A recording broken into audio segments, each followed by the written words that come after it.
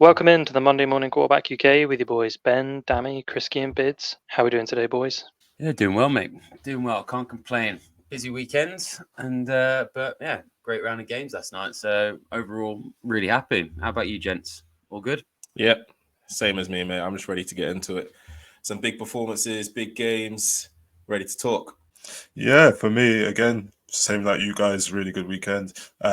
I'm the reason why we're all online today because I'm in Scotland with my girlfriend's family. So, but yeah, enjoying Scotland. It's cold as hell, like it always is, but enjoying it. What are you saying, All right, Ben? so Yeah, man, I'm pretty excited for the games, to be honest. Like last weekend's games, we said there were going to be so many good games, and all of them, I think, pretty much delivered. And then a couple that we weren't expecting to delivered, and we'll get into it. But yeah, man, I watched so much sport this weekend, feeling it. Kriski, kick us off, get us started. As usual, who balled out and we didn't expect them to? Oh, there was a couple of good performances just from one game. So I know we'll dive into that game in a little bit in more detail. But two unknown performances from the Bucks and the Texans was Noah Brown, wide receiver, 6 receptions for 153 yards. So that was an average of just over 22, I think. And he got a touchdown in the end. And then on the other side of the ball, Cade Otton, tight end for the Bucks, 6 receptions for 70 yards and 2 touchdowns. He did fumble one, but you know, when you get 2 touchdowns, I might overlook a little fumble here and there. But so yes, a couple of big performances from those guys. And then the other notable one was Kenny Moore II.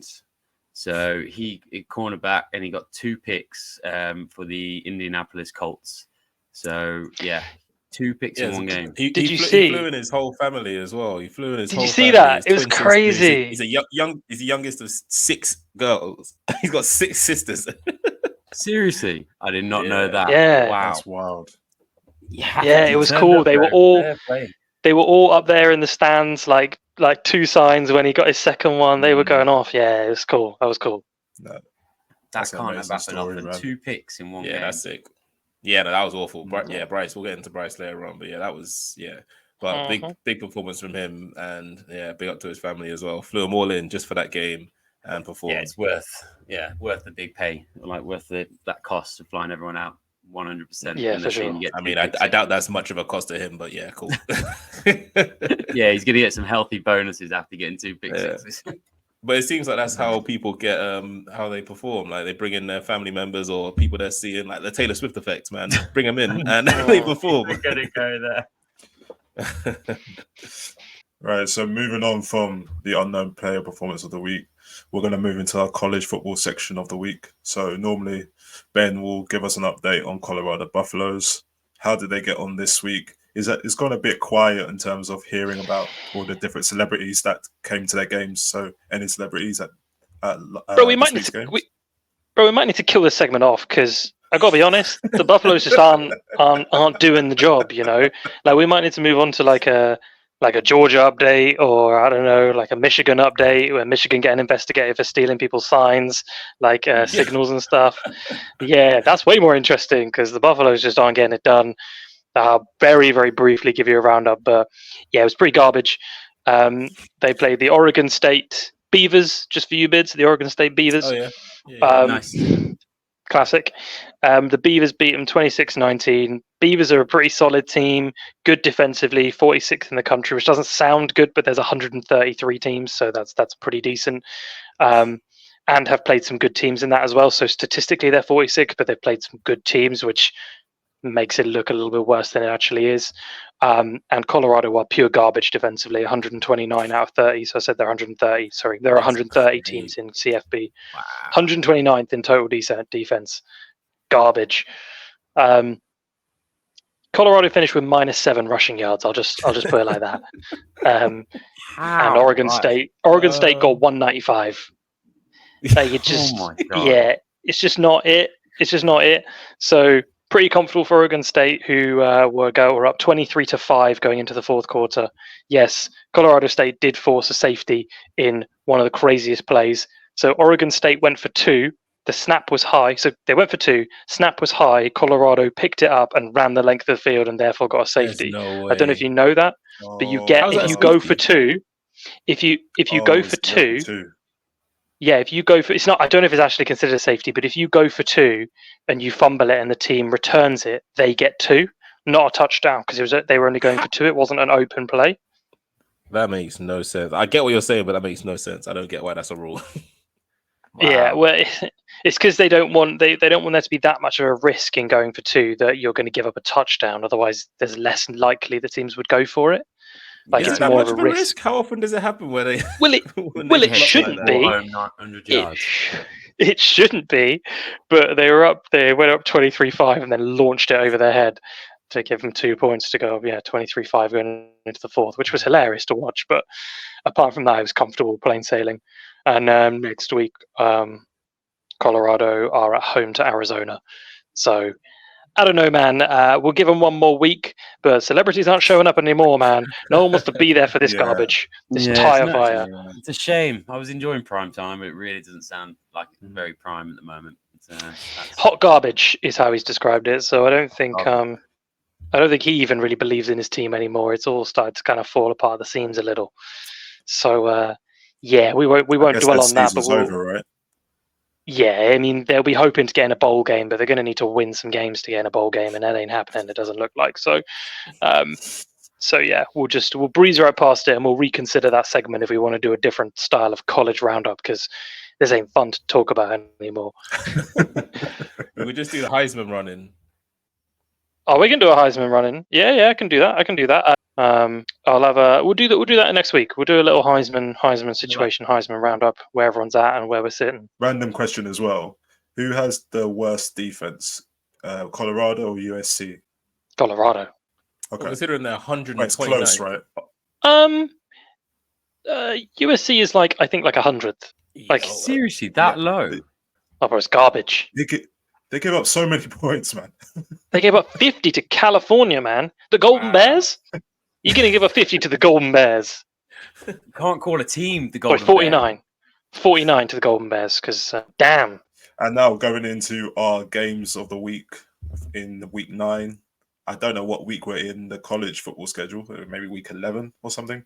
But starting with Ben again. Who gives the college flavor? What was your game of the week in the college world? I've actually avoided the college world this time, man. I can't keep doing it. It's burning me up every time. We'll do something more substantial next week. It's too much. It's too much, man. I really enjoyed the Cal one when I did Cal USC. That was cool, but sometimes it's just rough to watch. So I'll do more of a college flavor next week, but this week I want to go back to some professional sports, man, because it's killing me over here. But damn, did I enjoy watching that Eagles Cowboys game? Like, what a game! CeeDee Lamb, AJ Brown doing their thing, like unbelievable. I mean, it played out basically, I think, as we all would have predicted it to play out, which was the Eagles are just better, and the Cowboys always screw it up late. I mean, I don't know what we expected, but 2 penalties in the last 5 plays. I mean, what do you expect to happen? It's just classic Dak and classic Mike McCarthy. But they played well. They match up well with Philadelphia, and it was a really interesting game to watch. And we'll get into why Bids loves CeeDee Lamb in a minute, but or a little bit later on. But damn, like what a good game to watch that was! Like end to end, exciting till the end. Yeah, banging game. Yeah, I think you hit the nail on the head there. Like, yeah, Dak's got a chance to win it. Being in I think it was in the red zone, and then a couple of penalties, and they get pulled all the way back, and it's just like wow. And then it's like delay a game, and even the final play where they went for the end zone. Like I was listening to on another podcast or another show I listened to, and they were talking about how like the choice of throw at the end is even weird because they went underneath to CeeDee Lamb, but the Eagles always stack up the line when they do that and then push you out. So you have to go into the end zone if you're going to get that play to work, and they didn't. Like it just didn't make any sense. It was a really weird one. Like at no point did the play make sense. So it just compounded the problem really. But yeah, really interesting game to watch still. Yeah, it looked like he was just he wanted to make sure that someone on his team caught the ball, and then the rest they could just make up. They weren't actually going. But at that point, it's just you're not trying to win. Yeah, you're not trying to win at that point. It's just like. Yeah, it's just a bit of a cop out. Yeah, and him running out of bounds for that. Yeah, wow. That was That's rough. tough, yeah. Yeah, it's tough. It's just he's just not the guy. He's not that He's guy. not. Can't take them. Can't take them to that next level. Didn't really have the right sense to keep his feet in. He was just trying to run for his life. Yeah, no, you're right about that. So, Bids, what was your game of the week then? So I shotgunned this as my game of the week sort of midway through because we all knew we'd want to pick it. So I picked the Texans against the Bucks. Ended 39-37 to the Bucks. So a huge, high-scoring game. There's a lot to discuss. Huh? To the Texans? Yeah. 39-37 to the Texans. A lot to discuss. Starting with CJ Stroud. Wow. CJ Stroud threw for 470 yards, which is a single game rookie record, and also threw for 5 touchdowns, which ties the single game rookie record. It was insane. Like three of his players had over 100 receiving yards. It was just crazy. Like I didn't know what to expect. It was bonkers because Bucks even put up a good fight as well, especially on that. Like they scoring late on. I was like, wow, okay, I just can't see the Texans coming back.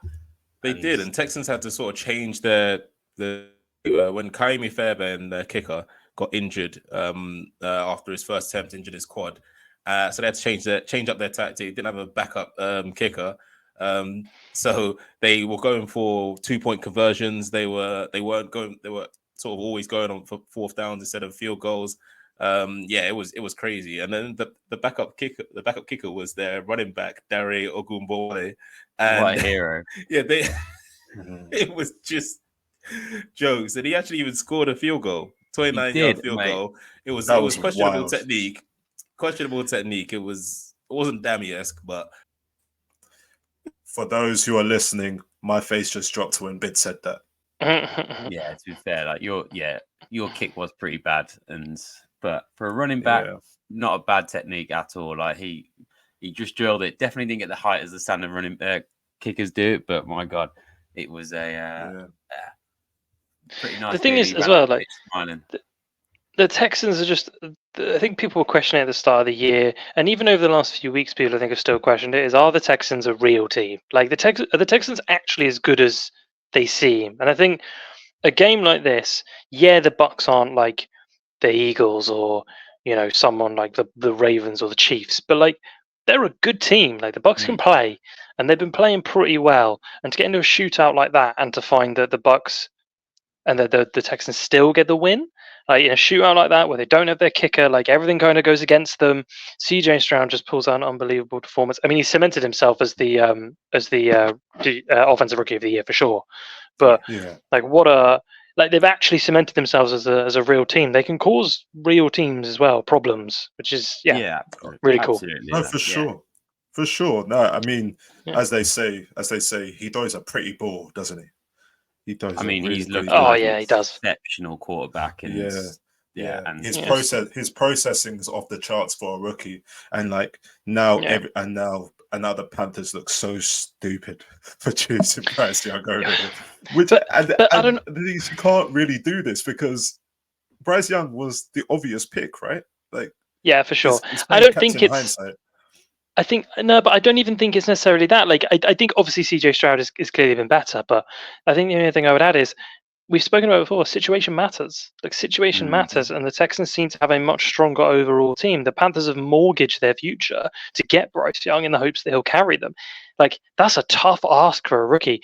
Like, the Texans are asking CJ Stroud to carry them to a degree, but they have some talented players around. Like Dalton Schultz is a very good tight end. Like that defense is starting to look a little bit better. I mean, 37 points is a lot to give up, but like the O-line's starting to look a bit better. Like the Dameon Pierce and Singletary look fairly good as a duo. Like obviously Dameon Pierce was out in that game, but still, like they've got players that can play around him. It's not all on him to carry them every game. But no, thanks for that one, Bits. Kriski, I will talk finish to on us. That. I'll finish on a quick note that CJ Stroud did get me 41 points on fantasy. So are you even going to win though? Are you even going to win this week though? We'll see. I need your Chargers bids to turn up, mate. And I kind of need them not to. Dami's got Eckler and Who have you got, Dami? Keenan Eckler and Allen in his team. So I need them Yeah. kind of not to. I need everyone else to perform. Mm-hmm. So Herbert Also- rushing for touchdowns the whole game. No, but also a quick note. This would have made my moment of the week, but I chose something else. Did you see Baker Mayfield's face when CJ Stroud threw that touchdown with 6 seconds No. left? Did you see his face? Yeah. He didn't want to come off the bench. He No. didn't Why would want to you? come on and try and play. He was just Yeah. sat there like, allow it. Like, what's going on? Yeah, you just can't. He thought he won the game not long ago, and it was just like, yeah. And then suddenly that happens. Yeah. Yeah, you're just going to sit there and just go, well, what else can I do? Like, it's, Yeah, I mean, when it when was you rough. score to make it 46 with and it was 46 seconds on the clock, like you expect you expect the defense to hold out, but apparently not. Yeah. Apparently Yeah. not. So, Kriski, what was your game of the week then? Yeah, my obvious choice was the Texans, but yeah, another game that impressed me was just the Ravens. I did not see that one pan out. I thought it was going to be a tight contest. Seahawks being a very good defensive team. But my God, the Ravens looked impressive, and I think they've just been getting better and better week in, week out. And I think they seriously are in the conversation now. And I know you backed him at the start of the season, Dami, around Lamar being MVP. But yeah, that's very impressive performance from those boys. And yeah, Ravens, big up. Yeah, huge. That defense is crazy good. It is. We saw them live, and they were live. They were good. Yeah. Yeah. Well, have you heard of Lamar Jackson's record against NFC teams? No. Oh, it's nuts, isn't it? He's lost like once. It's 18-1. Yeah. 18-1. God. He basically doesn't lose to NFC teams. The thing is, he won't win it's the MVP. wild He stat. won't win MVP, but he probably won't, because he's not been like off the charts, throwing the ball around, touchdowns all over the place. Like he's had a sensational defense, and he's played very well, like just solid, and just very few mistakes as well. Yeah, you know, I think that's and what that, it is, and isn't it? that's He's not been as erratic. He just seems to have changed his game and elevated that a little bit more. Yeah, Just to be a he's lot a more different composed player. in the pocket. I know Bids has mentioned it a couple of times, and he Yeah. just looks really Yeah. relaxed in there, and he's not panicking at all. And I think the thing I'd add is it's the pieces around him, right? The defense has been top 3 pretty much in every category. They've got a running game, a legitimate running game, without him having to do anything. Gus Edwards has been doing it. Justice Hill's been doing it. And they had a third running back, actually, who put up silly yards in that game as well. I can't remember his name, but they had a third running back who shared the snaps equally with the two of them. So they've got a proper running game without him needing to run the ball a lot. They've got some talented receivers. I've questioned a couple of them, but he's got some good receivers around him. Like he's got the whole thing around him, and he doesn't need to be Superman. So yeah, that's a real team right there. Yeah, but yeah, I mean, that it's was my game of brutal. the week. It's brutal looking at my fantasy, seeing that they scored 37 points and Lamar Jackson got 11.5. Yeah, that's like, peak. That's what I mean. I had Gus Edwards in against you, and I don't even know what he got, like 21 or something like that. Oh no! It's like From 5 carries. From like 5 carries as well. 5 carries, Wow. 2 touchdowns. But to be fair, they took him out for Justice Hill and the other running back that I can't remember his name. They took him out because he was just whooping on them, so there's no point risking him. Yeah. And I think Lamar got slightly injured. I think Lamar got slightly injured, like towards the end of the game, and they put on Tyler Huntley, and he actually threw a touchdown. Yeah, they did. Yeah, Mitchell, that was it. Keaton Mitchell. He rushed 9 times for 138. Wow. Yo, that's an unknown performance of the week. God damn. That's crazy. Jeez. Yeah. And my game of the week, it was the Falcons versus the Vikings. Sorry, Falcons versus the Vikings. I was going to say, not who's the Falcons? I mean, Man spent 20 minutes in Scotland, and he's gone all wild with it. Oh, wow. Yeah, so the Falcons lost to a guy who joined the team on Tuesday. So he didn't even know any of his teammates' names. So yeah, explain that one, Kriski. Honestly, yeah. Genuinely speechless when it comes to the Falcons at the moment. Like, how they've had like a great chance to win by having someone come in who genuinely, like you say, does not know anyone on that team, and yet still can't stop them. And what's happened to think Bijan? Josh. Yeah, mate, did not see any of the ball, I don't think. And it's very. Yeah, I think out of the last 3 games, I think he's only had 1 decent game, and so it's just. I don't even remember that. Gone off the rails. He did have 11 carries in this game, by the way. Did he? 50 For how many yards? something yards. 50 something, I think. so he's been fine. He's just not breaking out because the Falcons themselves just are a bit garbage. Yeah. But Josh Dobbs seems real. Josh Dobbs is really real. Like he can actually play, and everyone's downplaying him. But yeah, man, that takes us nicely onto our moment of the week bids. What's your moment of the I'll week? go straight in. I'll go with Josh Dobbs in general, but his game-winning touchdown drive, specifically 11 plays, 75 yards down the field to give him the lead with 22 seconds to go. But he had such a roller coaster of a performance. He started off with 2 sacks quite early on.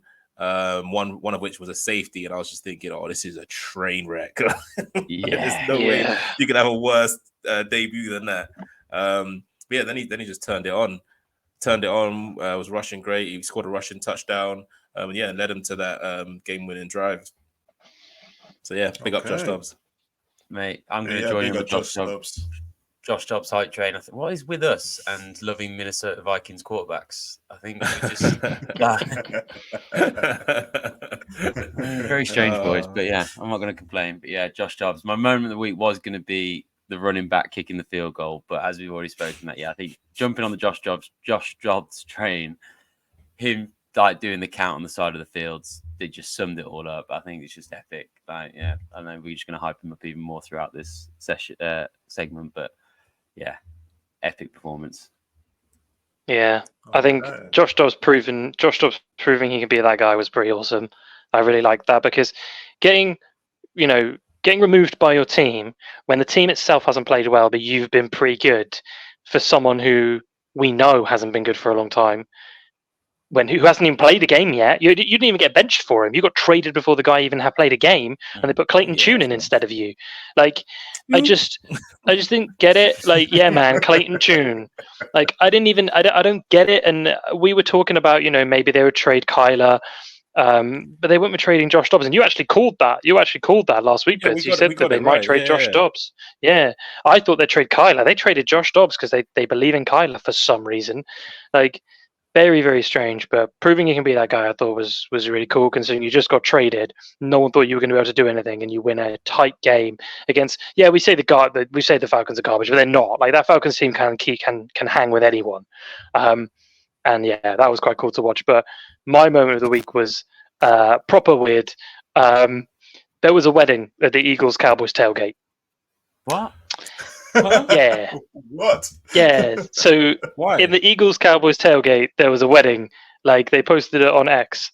So congratulations to the Ritners because the shit was banging. It looked pretty live. Like there were quite a lot of people there. It looked cool.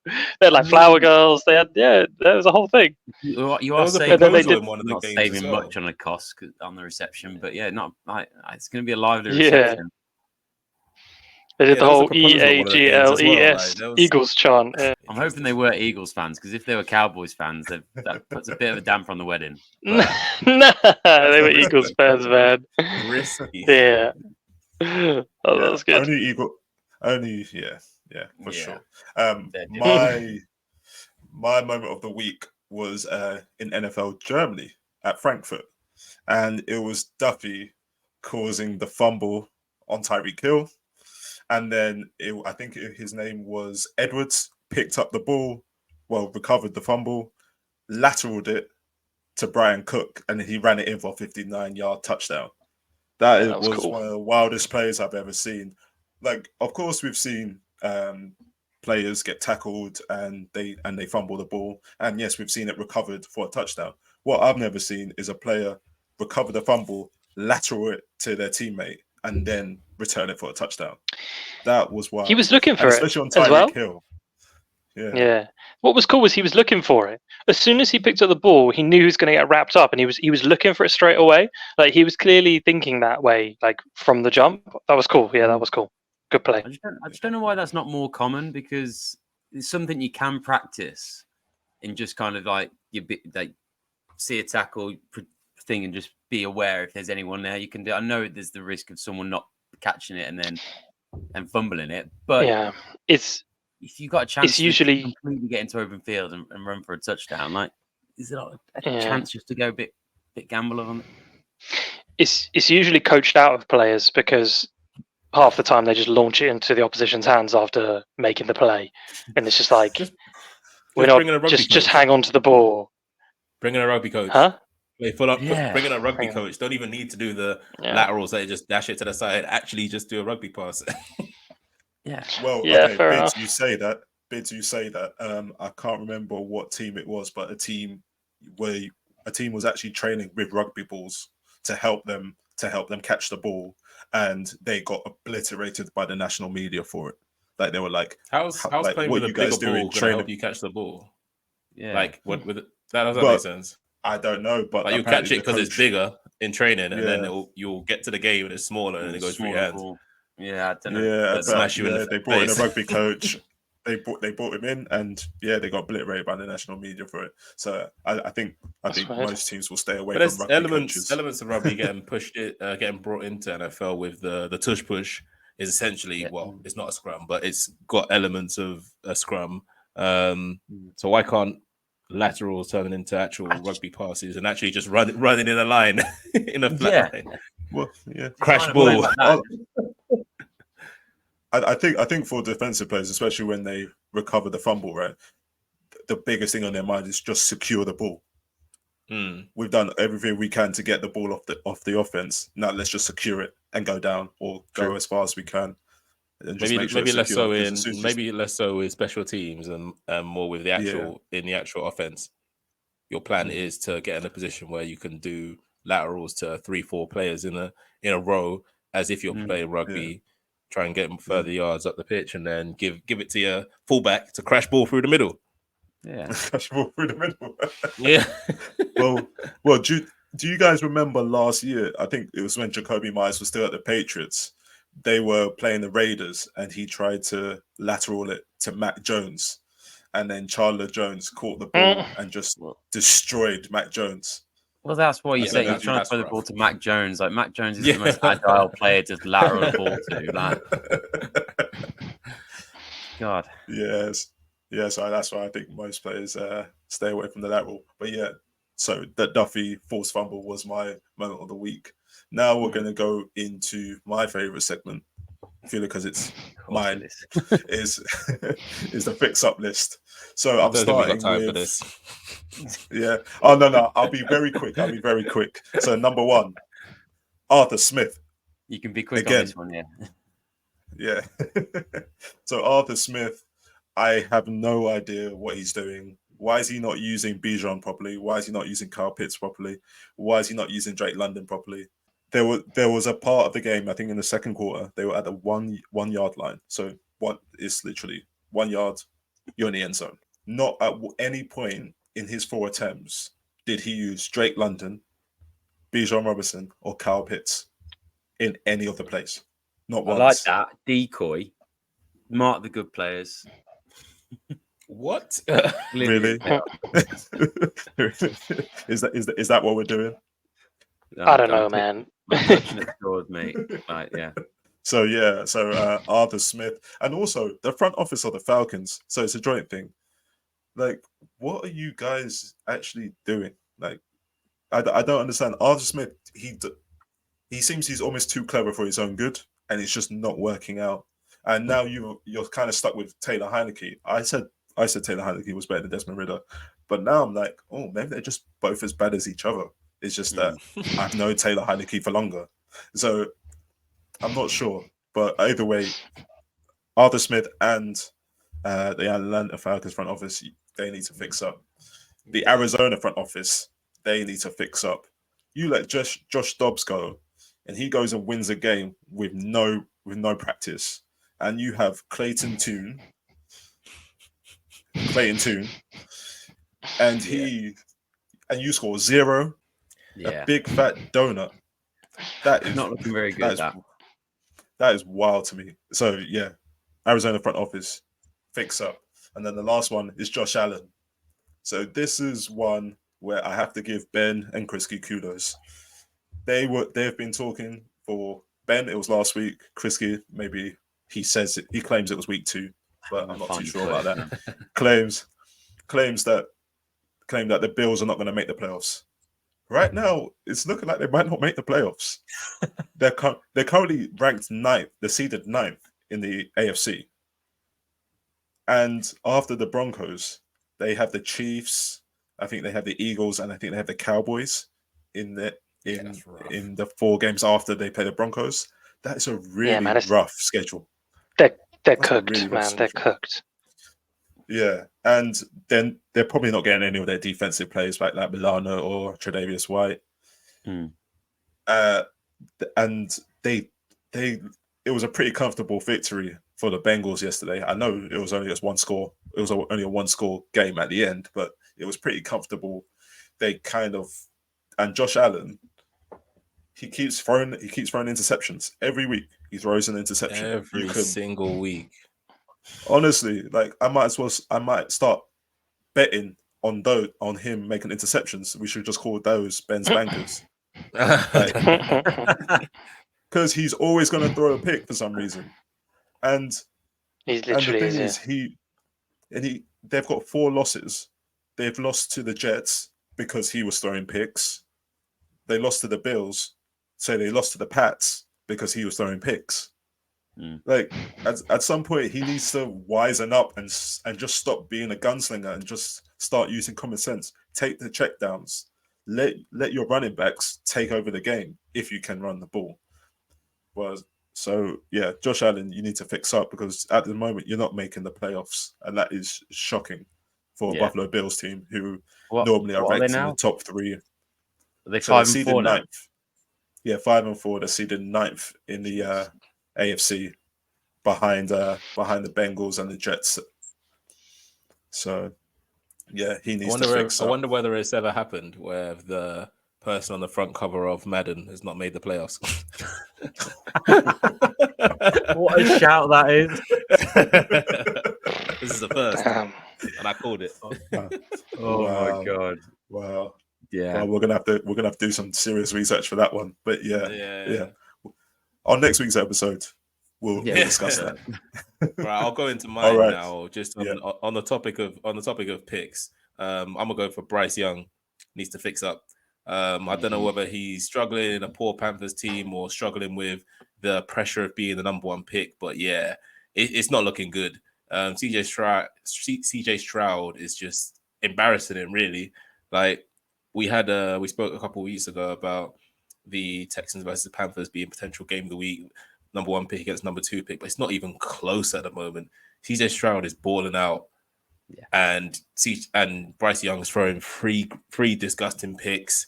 Like he threw 24 of 39 for 173 yards, not even using his biggest target, Adam Thielen. It was just rough. It was a rough watch, and I don't know. He just needs to fix up. Yeah, it's a tough one with Bryce Young. It's a tough one. Kriski, who needs to fix up in your eyes? Well, absolutely my Falcons. I don't think that pain's going away anytime soon. But I think the Rams as well. I know, it wasn't expected, but you've got to score more than 3 points against a Packers team. I don't care. Like they're just not very good.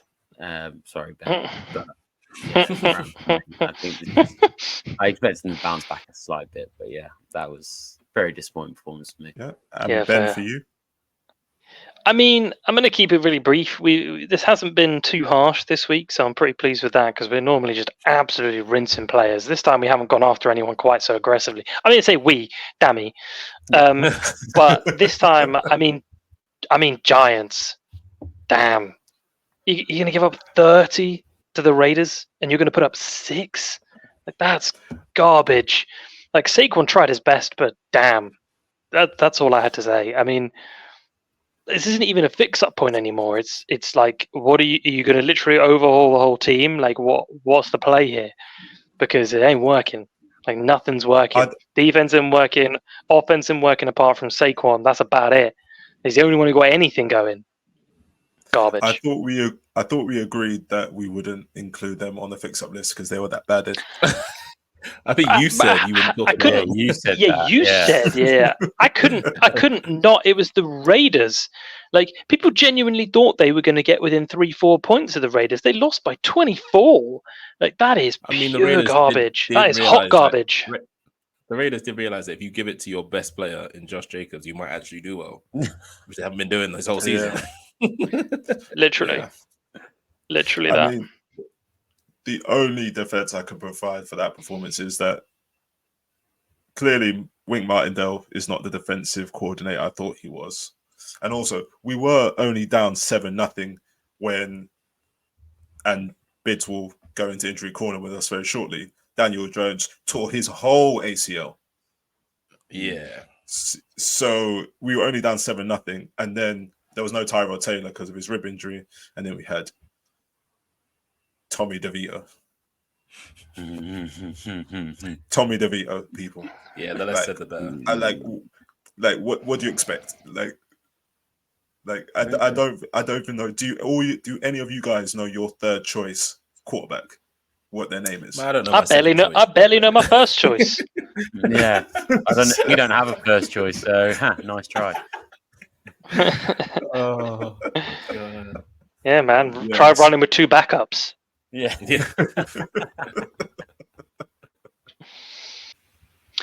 All right, let's take a break to pay some bills. The Fantasy Gameday app is a way to play weekly monetized fantasy NFL. Use the code MMQBU, deposit £7.50 and enter a lineup, and you'll get a free £7.50 to play with. We all tried it out. How did we get on this week? I did well. I did very well. Fantasy Gameday just adds a new dynamic and a new sort of enjoyment to games. My performance in this first week was pretty good. I came 5th in total out of 172 participants. We get more and more participants every week. My trio of Cowboys players came in clutch, and your captain choice makes a huge difference. Makes it very similar to Fantasy Premier League. A few things just to remember. It only takes into account Sunday games. The games on at 6 o'clock and 9 o'clock. Flex options are wide receiver, running back, and tight end. And just a reminder that the deadline is 5:45 p.m. every Sunday. Nice. So speaking of that, who are we thinking for our captains next week? We've already planning our teams for next week. Who are you guys thinking? Bids, kick us off. Right, since you did so well. I had CD Lamb in last week, and I've just got to go with him again. Huge performance. Everyone who came in the top, I don't even know, probably top half, had CD Lamb captain. He came in clutch. Nice. So yeah, I'm following the wide receiver route. I've gone DK Metcalf. I just think the Seahawks are going to bounce back. Commanders give up a lot of points, so I'm expecting a big performance. But it's a bit of a gamble, but we'll see. Okay. I like Breece Hall.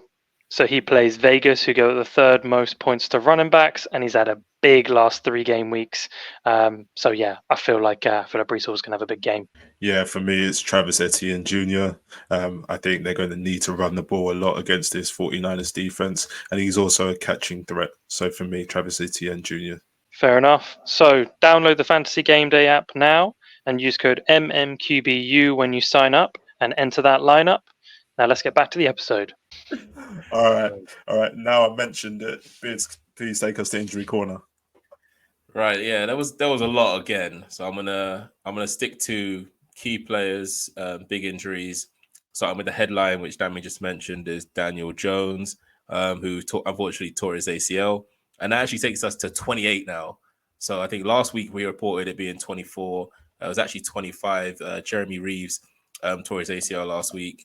Corrected it in the video. Kendrick Bourne also tore his ACL.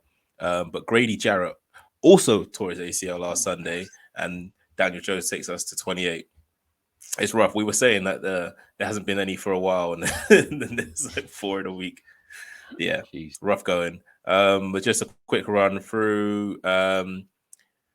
Jedrick Willis, offensive tackle for the Browns, with a slight MCL tear, but likely to go on injury reserve. Chargers, Josh Palmer was put on injury reserve during the week, so isn't playing tonight. Josh Downs was questionable coming in and didn't last very long. Came off with a knee injury after just one drive or one run from him.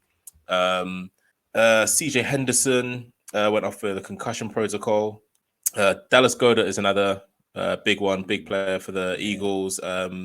Went off. Went sort of down after catching the ball, got tackled, and is likely to have a fractured forearm. So he's going to be out for about 4+ weeks, potentially on injury reserve. Jalen Waddle was briefly out with a knee injury, but returned. Jalen Hurts took a bit of a dodgy hit to the knee, and I was worried because he's my QB in fantasy. But he could have a potential just MCL sprain, which is, I don't know, a couple of weeks. But he's got a bye for them to assess and hopefully for him to recover. For the Packers, wide receiver Christian Watson went down with he had a couple big hits, so he's potentially got some rib injuries and went off a concussion protocol. For the Steelers, the Thursday night game, the linebacker Cole Holcomb been put on injury reserve. Said he's got a significant knee injury, but doesn't say what it is. So I don't know whether my ACL counter is going up or not, but it just says significant knee injury. So he must have blown everything out. Yeah.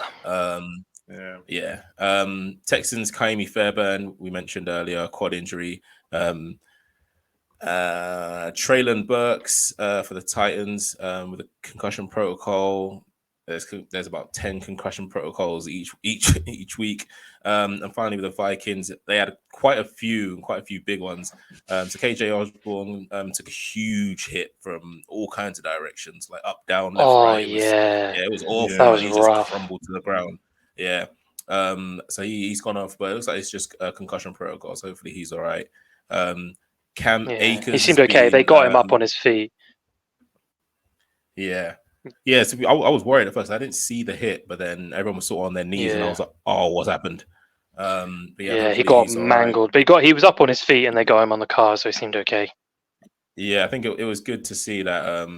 Obviously, when there's a big hit or big tackle like that, and someone might be actually really hurt, they don't show the replays.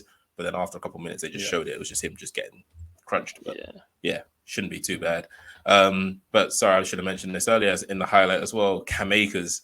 Looks like a week after Kirk Cousins tore his Achilles. Looks like Cam Akers has done the same, which is going to roll him out for the rest of the season.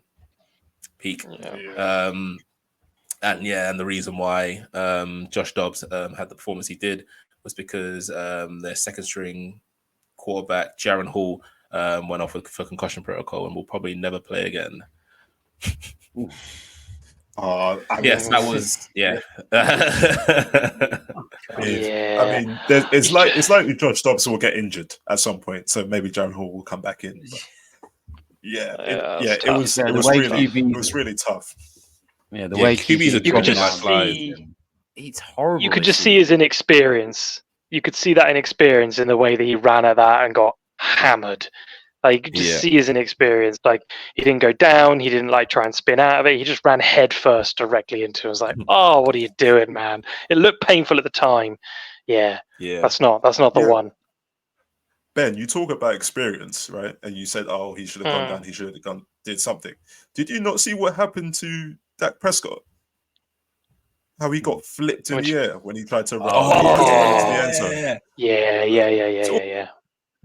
Yeah, he's lucky. Okay. Lucky. Yeah, but I wouldn't point out Dak Prescott as the main guy. I would point out to as a model of experience and leading through an experience. I mean, he has experience. Experienced some pretty garbage decisions. Yeah, I mean, I'm not sure.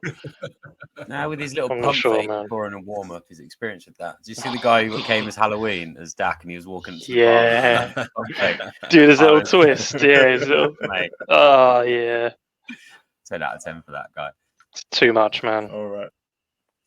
Our next segment is our game of the week predictions for week 10. So, two of us have chosen the San Francisco 49ers versus the Jags, and 2 of us have chosen the Ravens versus the Browns. So starting with Ben and Kriski, why have you chosen San Francisco and the Jags as your game of the week? Yeah, I mean, I think if you're looking at the matchup, 49ers have not been as good as maybe we would have thought the last 3 weeks. Brock Purdy's looked like people expected him to look at the beginning of the season. Some of you just think he's had a few bad games. I think differently. 49ers are getting found out a little bit. The defense has been trying some different things. It looks like they've been trying a lot of stunts, a lot of different defensive schemes, and it hasn't played out, I think, the way that they thought it would. So I think they're going to change things back a little bit. So I think their defense should be better this week. But I mean, it's hard to bet against Trevor Lawrence, man. He's been balling out this year. Last few weeks, he's looked significantly better. The first few weeks, okay, fine. Maybe it wasn't quite the show we expected from them. But damn, they've looked good the last 4 or 5 weeks. They look like genuinely top 3, top 4 team. You would have said the same of the 49ers 3 weeks ago, but not quite the same now. So I think it'd be interesting to see how they match up. And if the 49ers can be more like themselves, they should give the Jags a good game. But I think if the 49ers aren't playing at their best defensively, I think the Jags take this. Yeah, I think it's just going to be interesting to see out of the 2 teams who responds better from coming off a bye week. Like they obviously both had bye weeks, nice time to regroup, especially on the 49ers side. But yeah, it'd be interesting to see how they respond. I do kind of think I just have a gut feeling that I think the 49ers are going to just get back to normal, and I do think they're going to give the Jags a very tough game, and our man Brock will turn up. I think he's going to be back to his best. Watch this space. Okay. What if he doesn't? 4 games in a row. What if he doesn't? And we go on to the next game, and we back in there, mate. Like the day, you played the Jags, who won 5 games in a row. So it's still going to be a tough game, but yeah. So if he doesn't play well, we go into next week until he starts playing. We back him again and again and again, regardless of how he plays, because he's just that guy. You're finally getting your head around how this relationship works. We're not leaving Brock. He's doing it on purpose. He's having a couple of bad games. Everyone lets things down about him, and then he's going to perform. Just watch. This is in the NFL script. You've got to realise this is how this script is. All right. So Bids and I, we voted that the Ravens versus the Browns would be the game of the week. So Bids, start with you. Why do you think this is going to happen? Why do you think this is the game of the week? I just think both teams have very solid defenses. Both offenses are performing pretty well. So just be good to see how they go up against each other. Obviously, it's a divisional matchup as well.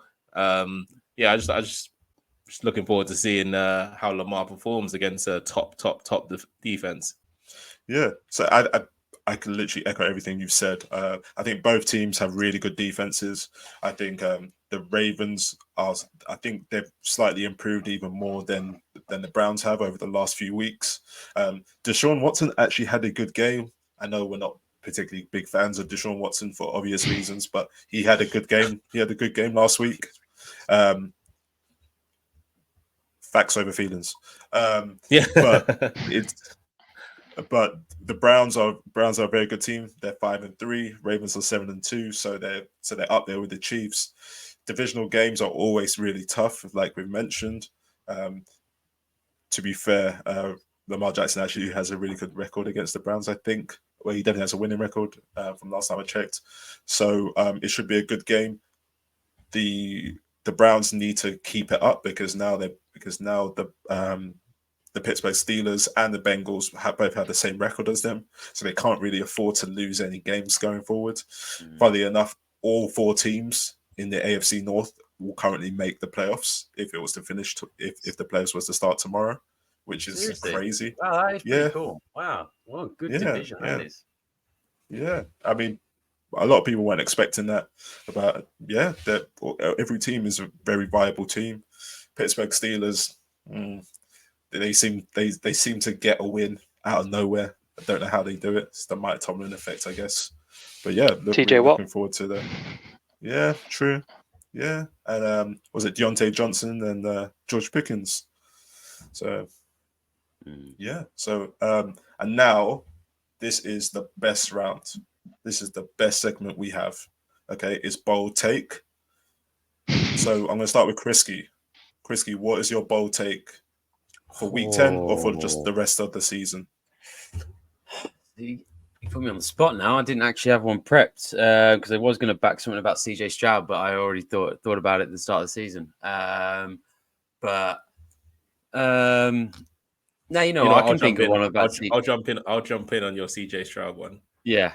My initial one was going to be that, but it's quite obvious that CJ Stroud was a better draft pick than Bryce Young, which I think isn't really bold. However, this is more for discussion and for Ben and Dami. Is CJ Stroud better than Caleb Williams, or who would have got drafted first if they were both in? Oh, that's a great question. That is, Bids. I love. Is it though? From the look of it, without a doubt. Yeah. He's that Caleb, much better. Yeah. So Caleb is the most locked on number one pick for sure over the last 10 years, apart from maybe Trevor Lawrence. Now, like if those two went in the same draft class, that would be close. That would be very close.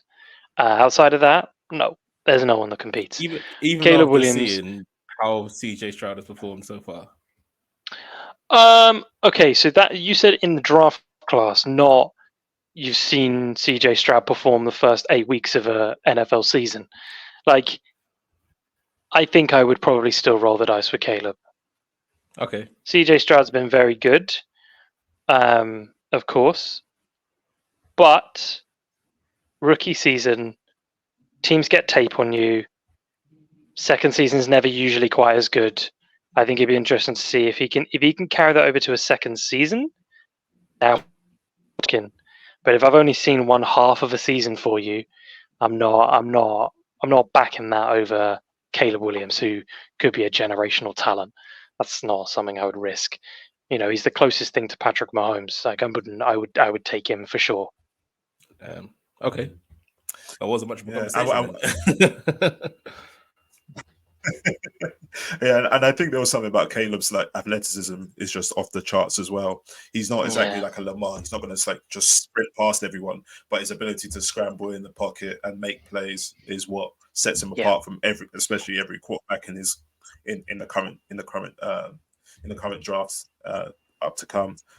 Okay, so Ben, I think the real question is: would you trade both? Would you trade both Bryce Young and CJ Stroud for Caleb Williams? Ooh. Now that is something that would be tricky, because then you're talking you got draft capital for one of those guys. But there's genuine chat that the Caleb Williams is worth about 5 first-round picks. That's mental talk. That is that good? That's rolling the dice on your future, though. Yeah, it is. I need to start watching more film. But if you knew you were getting, but if you knew you were getting the closest thing to Patrick Mahomes we've ever seen, does that change your opinion? Yeah, but Patrick Mahomes didn't even go that high.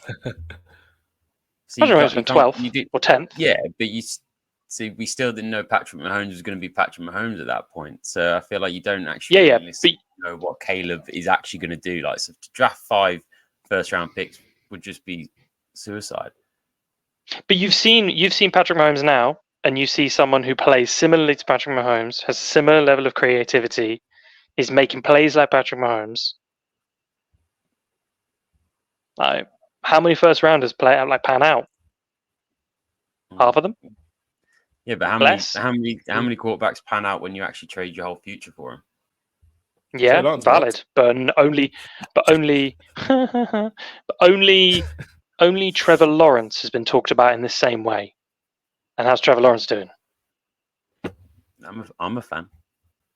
Fair enough. Third best quarterback in the league. Mine was just up for debate. Okay. Up for debate rather than a bold take. Yeah, I like it though. I love me some Caleb Williams. What I would love to see is Green Bay make some big move to get Caleb. That's what I'd love. Yeah, not gonna happen. Ain't happening, but I'd love to see it. Nope. Okay. And for Nope. me, mine is not a bold take. It's just an admittance that Kriski and Ben were right, and the Bills are not making the playoffs. We are geniuses. There's nothing bold. There's It's nothing been bold about it. Apparently, in some space-time continuum, some other universe, I said that the Bills were going to get 12 or 13 wins. Yeah, Yeah, they're not getting we that. can dig that out. Yeah, In your defense, though, you said that all of the 7 teams that were going through the playoffs would get like 11 to 12 wins. So, I mean, and then when you were presented with facts, you were like, "Yeah, it's going to be a lot of wins up there." Like, Yeah. so yeah, you were giving you winners. like a win. You like winners, man. Yeah, you were giving out wins to the 7th seed. You're like 7th seed will get 11, 12 wins. Like last year, they got 8. But the So, thing fair is, enough. it could end up being like Pittsburgh or the Bengals being the 7th seed. How many? So, say for example, the Bengals end up in the 7th seed. How many wins do you think they get? Well, if they're the 7th seed, probably 9. Mm. Okay. I don't think the Bengals will finish up with 9 wins. I think the Bengals will finish up with more, but Bengals haven't got that easy a schedule though either. So Yeah, but the Bengals are just a very good team. It doesn't really matter the schedule, right? yeah, They're just a very good team. yeah. But I think the Bengals. I don't think they'll finish up with. I don't think they'll be the 7th seed. I think they'll be higher than that. Okay. Yeah, but that's my not so bold take. It's my I should have copied Kriski and Ben's take. So, and then we were moving on to Ben's bankers. So, Ben, have you made us money this week? I didn't. Oh, That's the whole segment. No. So Danico Autry, if you watch that game, the Titans game, was so close to getting his sack. If he'd got his sack, we'd have got 25-1, but he didn't. So he didn't. He got 2 hands. He got hands on him. He was gripping him up. Didn't bring him down. So he got big paws on him, man. He got the paws all over him, but couldn't get the sack. So unfortunately, we didn't get our 25-1 on Thursday, and Sunday was garbage. So we won't spend any time on that. We didn't get anything. Kelsey just didn't get the ball thrown to him. Josh Downs got injured. Ford was all right, but had receiving yards, not rushing yards, so he missed out on his 75 yards. Yeah, hot garbage on Sunday, but Thursday was close. So. We'll keep moving on. We bounce back. We're still up. We're still up. We're still way up after that 27-1 last week. So we're still way up. But close to 25-1, but hot garbage on the Sunday. We move. Okay, guys, is there anything else we want to add to this Just a shout out to Taysom Hill. Taysom Hill with back-to-back huge games. Best tight end in the game. Best player in the league, according to some. Oh man, it's so annoying. He had to turn up against me. That is in Dami's fantasy team against me this week. He turned up, receiving touchdown and a passing touchdown. Like, why? He knows how much you love him. That's why. I love him when he's playing against someone else. He's a pure athlete. The worst thing about it is I saw his performance last week and I was like, okay, I've got to put him in this week because I feel like they're going to keep using him the same way. Dalton Schultz comes out and does better than him this week. I swear. Yeah. You had a 20 point. Yeah, he got 27. You had a 27 point and a 22 point tight end. Or a 20-point tight end. It's crazy. Mine got like 7. Ridiculous. Logan Thomas is not getting it done. This was a weird fantasy football week. Tight ends, the top 4 tight ends did better than any other position. Top 4. That's including quarterbacks. That's crazy. But there was some really low scoring quarterbacks like Lamar and was it the Mahomes too? Mahomes got 4 this week again, or was that last week? Something like that. That was last week. He didn't. He did quite poorly this week as well. But yeah, there were more 20-point tight ends than there were any other position. How wild is that? That's mad. Dami had 2 of them apparently. Yeah. Selfish guy. Yeah. Yeah, but the thing is, what's really annoying, he doesn't play at the tight end position. Not once does he actually play at the tight end position. Yeah, don't worry about that. He's an extra man on the field. He plays at wide receiver, he plays at running back, he plays at quarterback, and he also plays at special teams. Not once does he play tight end. He's playing that free role. Yeah, man. Mate, but Number 10. James Milner of the NFL. Yeah. I don't know about that. What do you mean? James Milner's won, I don't know, 2-3 Premier League titles. Put some respect on James But he's Milner. never been that world class like Taysom is. Wow. Taysom. Jeez. Yeah, I just thought I'd leave us with some Taysom Hill because I forgot to mention him last week. I love that. All right, so that's the end of the episode, guys. Like, subscribe, tell a friend as always.